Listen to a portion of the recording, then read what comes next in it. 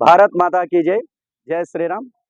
భారత్ ధర్మ పరివార్ ఛానల్కి స్వాగతం, సుస్వాగతం. ఈరోజు మనం సనాతన ధర్మం అంటే ఏమిటో తెలుసుకుందాం. సనాతన అంటే శాశ్వతమైనది.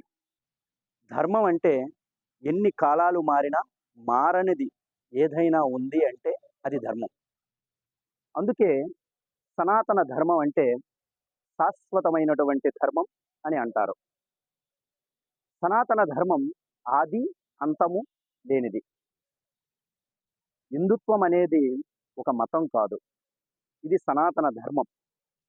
హిందూ ధర్మం అంటే జ్ఞాన మార్గం, మానవుడిని మంచి మార్గంలో నడిపించే జీవన విధానం. మతం అంటే అంతరించేది, ధర్మం అంటే నిరంతరం కొనసాగేది. చాలామంది వ్యక్తులు ఇది ఒక మతంగా భావిస్తారు, కానీ ధర్మం అంటే ఏమిటో అని ఎవ్వరూ అన్వేషించరు. అందువల్లే హిందూ సనాతన ధర్మంలో ధర్మో రక్షిత రక్షిత అని అంటారు. ధర్మాన్ని మనం రక్షిస్తే ధర్మం మనల్ని రక్షిస్తుంది అని అంటారు. జై శ్రీరామ్. భారత్ మాతాకి జై. జై హింద్.